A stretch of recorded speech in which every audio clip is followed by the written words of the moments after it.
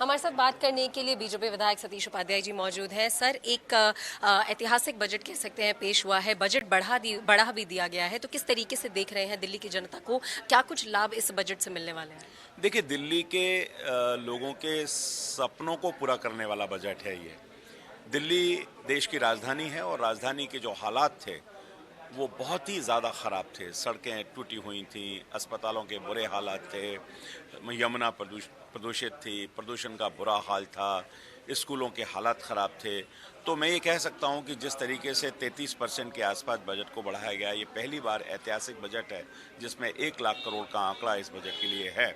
जिस तरीके से मेट्रो को हमको आगे बढ़ाना था, मेट्रो का पैसा हमको देना है, डीटीसी में जिस तरीके से घाटा है, जिस तरीके से बाकी चीज़ों को आपको बढ़ा करके लेकर जाना है, तो अपने ही वित्तीय साधनों से इस बजट में सारा प्रावधान किया गया है। और मैं कह सकता हूं कि जो संकल्प पत्र में हमने वायदे किए थे, महिलाओं की सुरक्षा के, महिलाओं को सम्मान निधि देने के, झुग्गी झोंपड़ियों के विकास करने के, शिक्षा को अंतर्राष्ट्रीय स्तर में ले जाने के, औद्योगिक क्रांति लाने के, दिल्ली टूरिज्म का हब बने, इसके लिए भी हमने कोशिश की थी। इंटरनेशनल फिल्म फेस्टिवल की भी हम बात कर रहे हैं। युवाओं को कैसे स्पोर्ट्स की सुविधाएं मिले, इसके लिए भी हम काम कर रहे हैं।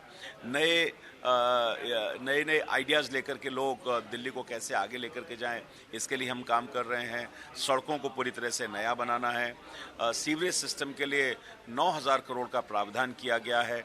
तो मैं कह सकता हूं कि समाज का कोई वर्ग ऐसा नहीं है जिसमें इस बजट को छोड़ा गया हो, और निश्चित रूप से ये बजट एक क्रांतिकारी बजट होगा और ऐतिहासिक बजट होगा। सर, अगर यमुना की बात की जाए तो भाजपा का एक सबसे बड़ी प्राथमिकता यमुना की सफाई रही है, चाहे वो इलेक्शन कैंपेन में हो या फिर संकल्प पत्र में हो। एक बड़ा बजट पास कर दिया गया है, तो क्या कुछ रोड मैप रहेगा अब यमुना की सफाई के लिए? निश्चित रूप से जिस तरह से एसटीपीज बनाए जाएंगे, जिस तरीके से जो डायरेक्ट नाले यमुना में जाते हैं उनको रोकने का प्रयास किया जाएगा, उनको रोका जाएगा, सख्त कार्रवाई की जाएगी, रिजर्वॉयर्स बनाए जाएंगे। तो मैं कह सकता हूं कि अगले 3 साल के अंदर यमुना इस रूप में होगी। जिस तरह का साबरमती फ्रंट बना हुआ है वो भी बनेगा। ऑलरेडी यमुना में क्रूज चलाने का जो एग्रीमेंट है वो मुख्यमंत्री जी ने कर दिया है, और मैं कह सकता हूँ देश के प्रधानमंत्री मोदी जी ने जो एक विकसित भारत का सपना जो हम सबको दिया है, वो विकसित दिल्ली अब बन के निश्चित रूप से निकलेगी। बहुत बहुत शुक्रिया सर बातचीत करने के लिए।